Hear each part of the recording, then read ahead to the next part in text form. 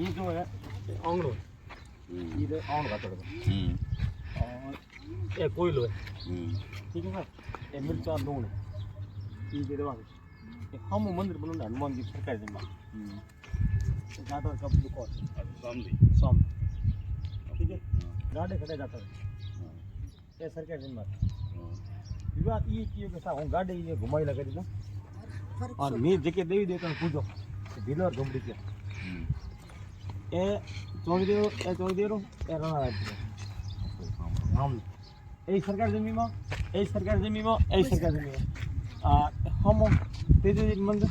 कोई सरकार जमीन में ए पूरा जो नाड़ी आगो खसरो सिर्फ ये भील परिवार नो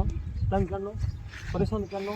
क्यों कि हमारे देवी देवता मंदिर है और थे ये जगह बैठा हो हमारे साथ आबड़ से माता जी ना ये में झोंपड़ी में हर पर अकेलो धक्को से बाहर निकाली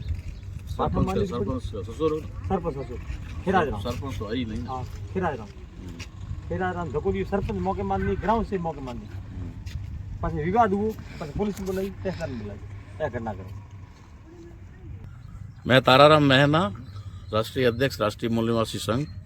वैसे बाड़मेर बालोतरा जिले का सेनेरी का रहने वाला हूँ, सामाजिक कार्यकर्ता हूँ। आज मैं 2-4 दिन पहले एक घटना सुनी थी कि बाड़मेर के अंदर ये अंबेडकर सर्कल के पास में कुछ लोग जो बैठे हुए हैं गरीब परिवार,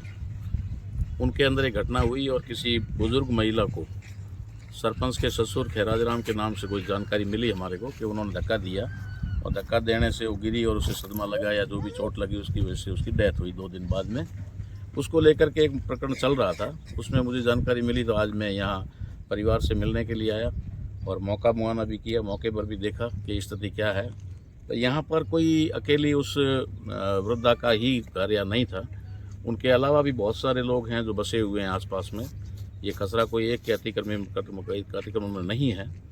उसके बावजूद इनको टारगेट किया गया क्योंकि ये जाति से भील हैं और एसटी में आते हैं और आसपास के लोगों को हो सकता है या सरपंच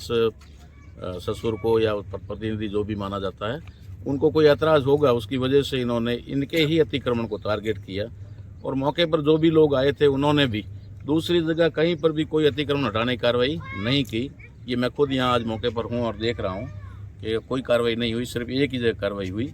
और उस कार्रवाई होने के सदमे से या फिर चोट लगने से उस महिला का जो है डेथ हो गई और उसको लेकर के बहुत सारे लोग जो है इस लड़ाई को लड़ भी रहे हैं। उसमें वकील साहब भी हैं,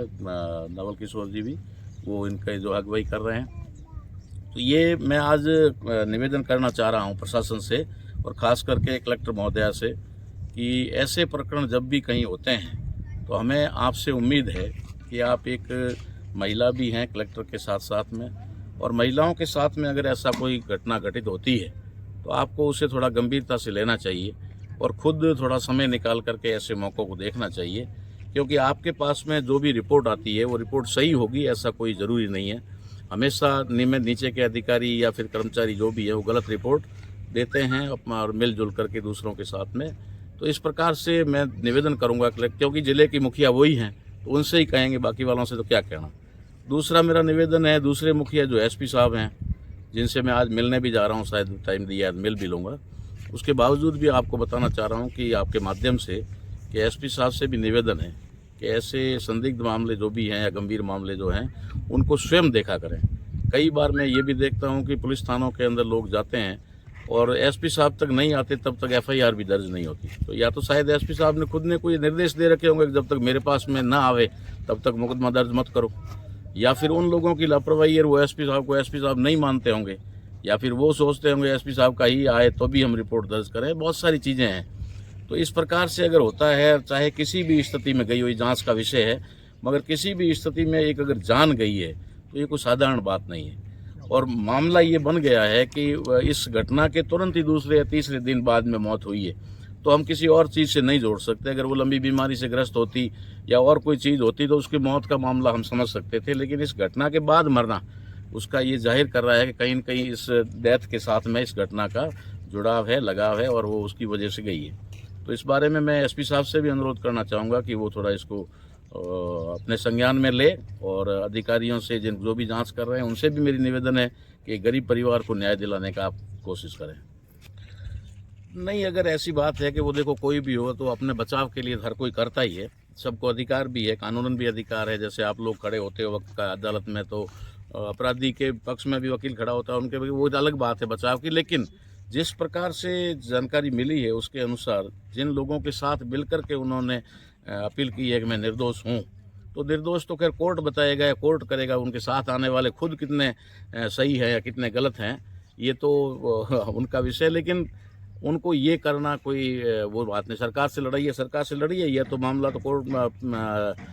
पुलिस में दर्ज हो चुका है और अब ये कोर्ट का मैटर है, तो कोर्ट में अपने न्याय के लिए लड़िए, अपने वकील खड़े करिए। लेकिन इस प्रकार से अगर आप बात करते हैं तो फिर आपके साथ देने वाले लोगों पे भी तो नज़र जाएगी कि वो लोग कौन हैं और कैसे हैं। हम लोग अगर गरीबों का साथ दे रहे हैं, कहीं भी खड़े हैं, इनकी आवाज़ बनकर खड़े हैं, तो इसमें हमारा क्या लालच हो सकता है, क्या लोभ हो सकता है। ये चीज़ तो जग जाहिर है कि भाई हम समाज के लिए खड़े हैं, तो कोई लोग अगर किसी का साथ देते हैं तो क्यों दे रहे हैं,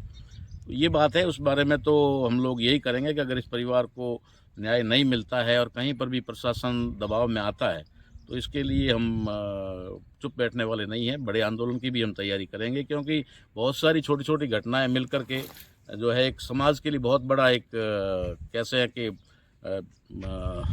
मुद्दा बन जाता है कि हर बार कहीं न कहीं होता है। तो SC/ST के लोगों के साथ में अत्याचार क्यों होता है? सिर्फ और सिर्फ SC/ST लोगों को ही क्यों दबाया जाता है? और SC/ST के ही मुकदमे क्यों नहीं दर्ज होते हैं? अगर इसी जगह कोई और मुकदमा दर्ज कर देता है, सामने अगर आरोपी पक्ष अगर SC और ST का होता तो हम रात को 2 बजे उठा करके लाके थाने में डाल देते हो। लेकिन ऐसे मामलों में जो शिथिलता बरती जा रही है, कहीं न कहीं तो सरकार का भी इसके ऊपर हाथ है और ये सारी चीज़ें, तो इस बारे में भी हम लोग सोचेंगे। अभी आए हैं, देखे हैं, परिवार से मिले हैं, उसके बाद में जो भी कदम उठाना पड़ेगा उठाएंगे।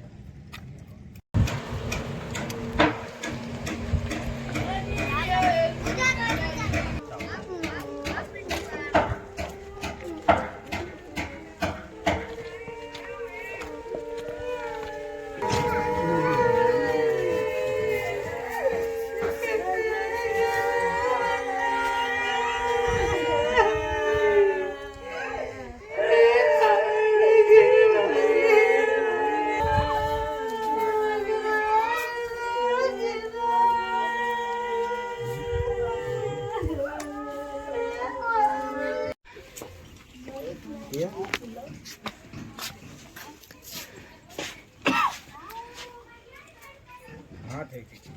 सरपंच साहब वो हमारे बच्चों भी देगा। हाँ बाल मैं आप करे था आप वही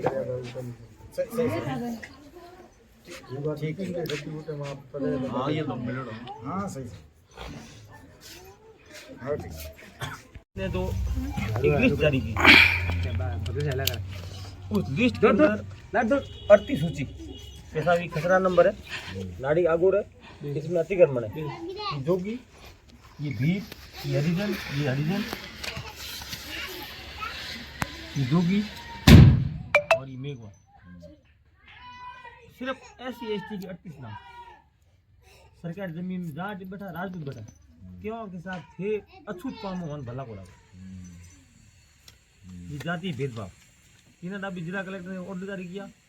CO, SDM, तहसीलदार, BDO कमेटी बनाई, खसरे नापो और नापने के बाद में जातिगत टारगेट में जो काबिल सब हटाओ, नहीं तो किसी को मत हटाओ। रोक दिया कलेक्टर ने।